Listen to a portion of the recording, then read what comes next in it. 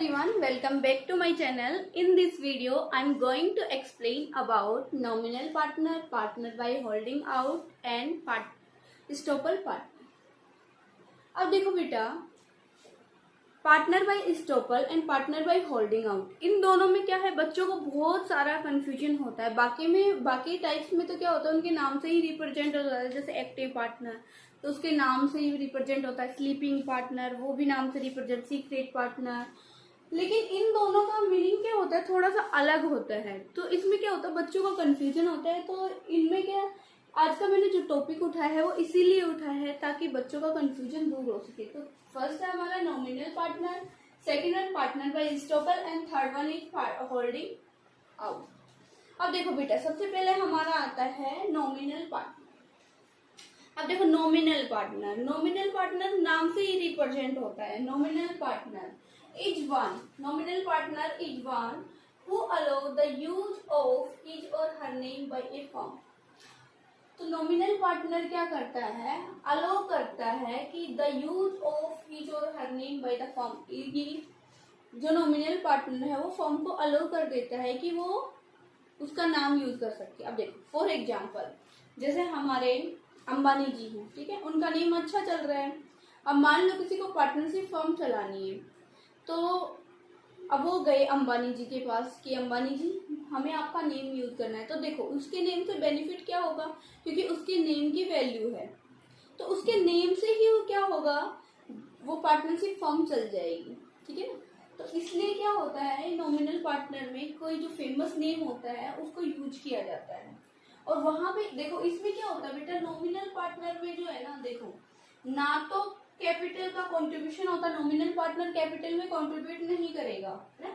CC का मतलब होता है बेटा कैपिटल में कंट्रीब्यूशन नहीं करेगा नॉमिनल पार्टनर। फिर आता है actively participate in management, APM का मतलब है एक्टिवली पार्टिसिपेट इन मैनेजमेंट। तो नॉमिनल पार्टनर नहीं करेगा क्योंकि एक्चुअल में वो ओनर नहीं है, सॉरी फर्म को चलाएगा नहीं, ना पार्टनर है, वो सिर्फ अपना नेम दे रहा है फर्म को यूज करने के लिए। अब फिर आते ही बात बेटा शेयरिंग प्रॉफिट एंड लॉस। क्या nominal partner profit and loss में शेयर लेगा? नहीं, क्योंकि वो फर्म का पार्टनर नहीं है, सिर्फ अपना नाम दे रहा है यूज करने के लिए। फिर लेकिन बेटा एक मिनट, देखो ना तो कैपिटल कंट्रीब्यूट करेगा, ना एक्टिवली पार्टिसिपेट करेगा मैनेजमेंट में, ना प्रॉफिट एंड लॉस में हिस्सा लेगा। लेकिन जो नॉमिनल पार्टनर है but liable for the repayment of debt, क्योंकि ये थर्ड पार्टीज या आउटसाइडर के पार्टीज में तो नॉमिनल पार्टनर क्या है, फर्म का पार्टनर है। तो अगर फर्म को लॉस हो जाता है तो in this case he is liable for the repayment of debt. अब देखो बच्चा, नॉमिनल पार्टनर आपको नाम क्यों देगा, तो जो नॉमिनल पार्टनर है वो मंथली, एनुअली, 6 मंथली एक चार्ज लेता है फर्म से। तो नॉमिनल पार्टनर को जो अदर पार्टनर है वो क्या देते हैं, एक फी देते हैं for the use of his name. तो ये आपसे नॉमिनल जो पार्टनर है वो आपसे सिर्फ क्या ले सकता है, फी चार्ज कर सकता है, बाकी किसी भी चीज में पार्टिसिपेट नहीं करेगा। हाँ, लेकिन लायबल होगा for the payment of debt. Second one is बेटा पार्टनर बाय estoppel, ठीक है। और देखो नाम ही अलग सा है तो किसी को समझ नहीं आता है। पार्टनर बाय estoppel में इसमें क्या है कि ये अपने देखो इफ हर ओन इनिशिएटिव या कंडक्ट का मतलब होता है एक्शन और बिहेवियर, उसके बिहेवियर से ही she give an impression to others as a partner. अब देखो जो पार्टनर बाय estoppel है ये क्या करता है, अपने ओन कंडक्ट या अपनी ओन एक्टिविटी से अपने आप को दूसरों के सामने क्या करता है, ऐसी एक्टिविटी परफॉर्म करेगा कि सामने वाले को लगेगा ही is also a partner. Okay, तो ये खुद से इनिशिएटिव लेता है बेटा, ठीक है।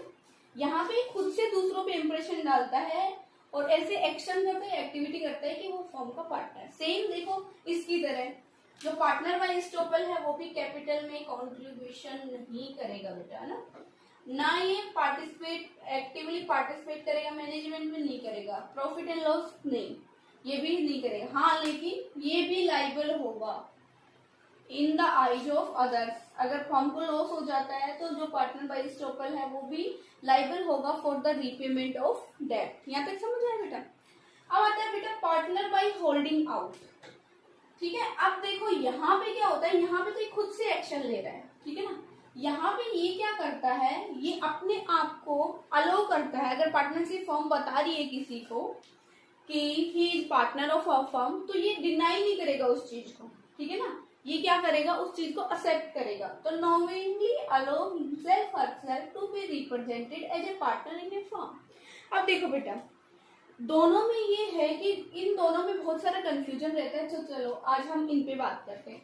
तो पार्टनर बाय एस्टोपल में तो क्या होता है, जो पार्टनर होता है वो खुद से एक्शन लेता है बेटा, ठीक है, ये डिफरेंस है। यहाँ पे क्या है, ये खुद से एक्शन नहीं लेता, फर्म इसका नाम रिप्रेजेंट करती है, लेकिन ये मना नहीं करता फर्म को अपना नाम रिप्रेजेंट करने देता है। ये डिफरेंस है दोनों में, पार्टनर बाय एस्टोपल और पार्टनर बाय होल्डिंग आउट। आए बच्चे समझ, ठीक है। सेम क्या करेगा, ना तो ये कैपिटल में कंट्रीब्यूशन करेगा जो पार्टनर बाय होल्डिंग आउट है, ना एक्टिवली पार्टिसिपेट करेगा मैनेजमेंट में, ना ही प्रॉफिट एंड लॉस में हिस्सा लेगा, लेकिन अदर पार्टनर की तरह ही is also liable for the repayment of debt, क्योंकि इसने मना ही नहीं किया ना। आउटसाइडर की आइज में तो क्या है, ही is also partner of the firm. आया बच्चा समझ में। Thank you for watching this video. अगर आपको हमारा ये वीडियो पसंद आए तो प्लीज ज्यादा से ज्यादा शेयर कीजिए।